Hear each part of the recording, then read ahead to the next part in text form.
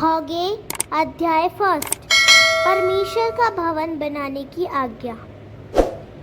हागे के वचन आत्मिक रूप से एक गहन और शक्तिशाली संदेश प्रदान करता है, जो न केवल उस समय के यहूदी लोगों के लिए था, बल्कि आज के विश्वासियों के लिए भी एक चेतावनी और प्रेरणा है।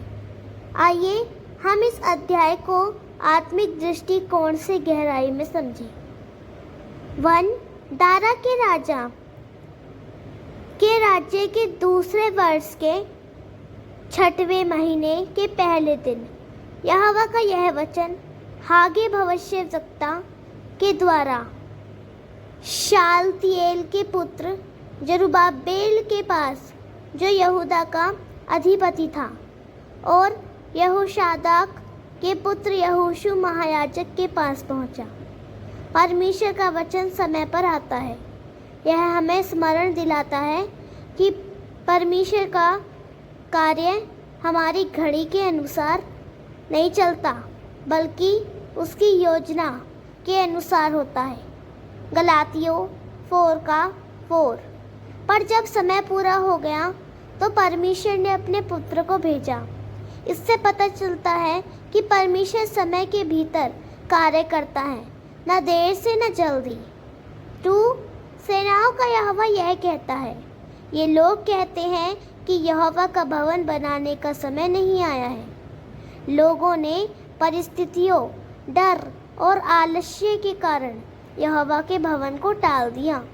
वे स्वयं की भलाई और सुविधा में लगे रहे, परंतु परमेश्वर के कार्य को प्राथमिकता नहीं दी।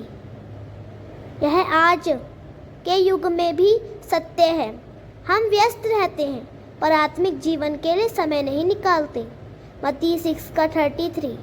परंतु पहले तुम उसके राज्य और धार्मिकता की खोज करो। टीचर हमें स्पष्ट सिखाते हैं कि परमेश्वर की प्राथमिकता सर्वोपरि होना चाहिए। 3. फिर यहोवा का यह वचन हागे भविष्यवक्ता के द्वारा पहुंचा। 4. क्या तुम्हारे लिए अपने छत वाले घरों में रहने का समय है, जबकि यह भवन उजाड़ पड़ा है? यहाँ परमेश्वर एक प्रश्न पूछता है। क्या तुम अपने ऐशो आराम में जी सकते हो, जबकि मेरी उपस्थिति का स्थान उजाड़ है? यह केवल भवन की बात नहीं है, बल्कि एक आत्मिक संदेश है। क्या हम अपने मन के मंदिर को संवारने के लिए समय निकालते हैं? 1 कुरिन्थियों 6:19। क्या तुम नहीं जानते कि तुम्हारी देह पवित्र आत्मा का मंदिर है? जब हम अपनी आत्मिक स्थिति की उपेक्षा करते हैं तो हमारे भीतर का मंदिर उजाड़ रहता है। 5. इसीलिए अब सेनाओं का यहोवा यह कहता है, अपने अपने चाल चलन पर ध्यान करो। 6. तुमने बहुत बोया परंतु थोड़ा काटा। तुम खाते हो परंतु पेट नहीं भरता। तुम पीते हो परंतु प्यास नहीं बुझती। तुम कपड़े पहनते हो परंतु गर्माते नहीं। और जो मजदूरी कमाता है वह अपनी मजदूरी की कमाई को छेद वाली थैली में रखता है।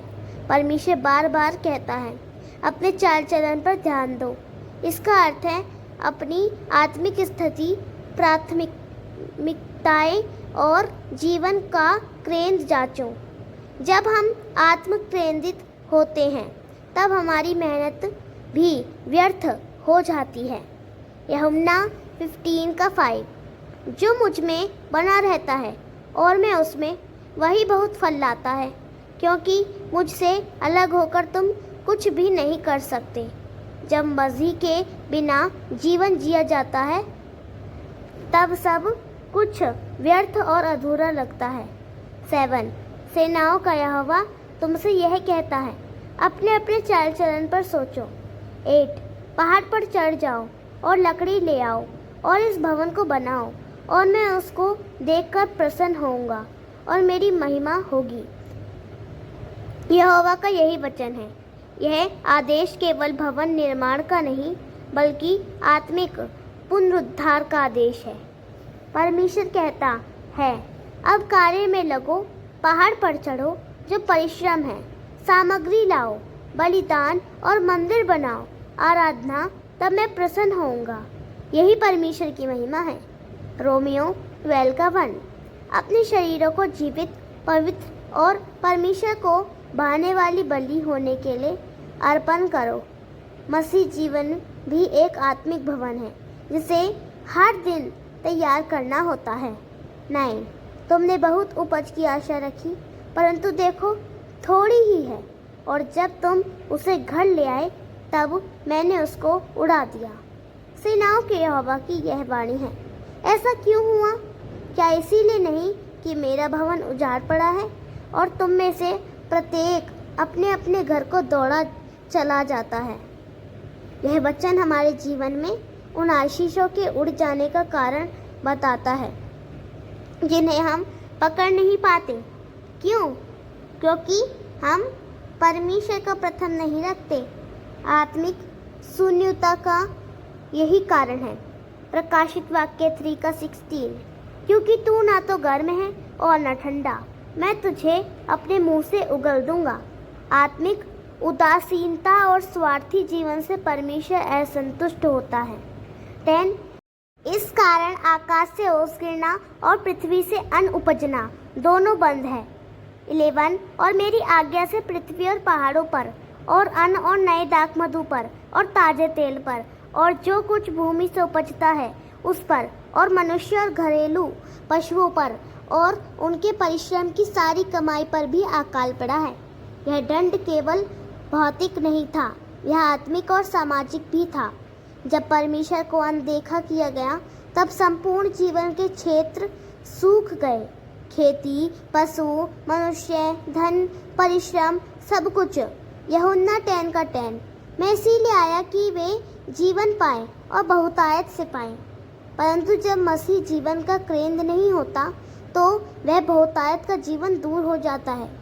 आत्मिक नींद से जगाने का है। यह हमें स्मरण दिलाता है कि जब परमेश्वर हमारे जीवन का केंद्र होता है तब हर सूखा भाग पुनः हरा हो जाता है। मसीह के द्वारा हमें यह नया अवसर मिला है कि हम अपने जीवन को पुनः आराधना का स्थान बनाएं, जहां परमेश्वर की महिमा प्रकट हो। हागे की यह पुकार आज भी उतनी ही सामयिक है। अपने चाल चलन पर ध्यान दो और यह ध्यान ही हमें मसीह के करीब लाता है। क्या आप अपने जीवन के भवन में परमेश्वर के लिए स्थान बना रहे हैं? लोगों की आज्ञाकारिता। 12। तब शालतिएल के पुत्र जरुब्बाबेल और यहोशादक के पुत्र यहोशू महायाजक ने सब बचे हुए लोगों समेत अपने परमेश्वर यहोवा की बात मानी और जो वचन उनके परमेश्वर यहोवा ने उनसे कहने के लिए हागे भविष्यवक्ता को भेज दिया था, उसे उन्होंने मान लिया और लोगों ने यहोवा का भय माना। यहाँ लोगों की आज्ञाकारिता और भय भावना मुख्य बिंदु है। जब उन्होंने हृदय से परमेश्वर के वचन को स्वीकारा तब आत्मिक परिवर्तन शुरू हुआ। याकूब 1:22। वचन को केवल सुनने वाले ही नहीं परंतु उस पर चलने वाले भी बनो। सच्ची श्रद्धा क्रियात्मक होती है। 13। तब यहोवा के दूत हागे ने यहोवा से आज्ञा पाकर उन लोगों से यह कहा, यहोवा की यह वाणी है, मैं तुम्हारे संग हूँ। परमेश्वर की उपस्थिति की यह प्रतिज्ञा अनमोल है। जब हम पश्चाताप करते हैं और उसकी आज्ञा मानते हैं तो वह हमें अकेला नहीं छोड़ता। मत्ती 28:20। देखो मैं जगत के अंत तक तुम्हारे साथ हूँ। मसीह की यह प्रतिज्ञा हर विश्वासी के लिए आश्वासन है। 14। और यहोवा ने शालतिएल के पुत्र जरुब्बाबेल को जो यहूदा का अधिपति था और यहोशादाक के पुत्र यहोशू महायाजक को और सब बचे हुए लोगों के मन को उभार कर उत्साह से भर दिया कि वे आकर अपने परमेश्वर सेनाओं के यहोवा के भवन को बनाने में लगे गए। यह आत्मा की प्रेरणा का कार्य है। परमेश्वर ने नेतृत्व और लोगों के दिल में जोश और नई दिशा भर दी। नया नियम फिलिपियो 2:13। क्योंकि परमेश्वर ही है जो तुम्हारे भीतर इच्छा और क्रिया को उत्पन्न करता है। सभी अच्छे कार्य आत्मिक प्रेरणा से ही संभव है। 15 यह दारा राजा के राज्य के दूसरे वर्ष के 6वें महीने के 24वें दिन हुआ। यह दर्शाता है कि आज्ञाकारिता ने कार्य में रूप लिया। केवल भावना नहीं बल्कि ठोस कदम उठाए गए। लूका 6:46 तुम मुझे प्रभु प्रभु क्यों कहते हो और जो मैं कहता हूँ वह नहीं करते। परमेश्वर केवल शब्दों से नहीं कर्मों से महिमा पाता है। यह खंड सिखाता है कि जब हम वचन सुनते हैं, मानते हैं, भय करते हैं और क्रियात्मक उत्तर देते हैं, तब परमेश्वर हमारे संग चलता है, हमें प्रेरित करता है और कार्य सिद्ध करता है। यही सच्चा आत्मिक पुनरुद्धार है। आमीन। इन वचनों के द्वारा प्रभु आप सभी को आशीष करे।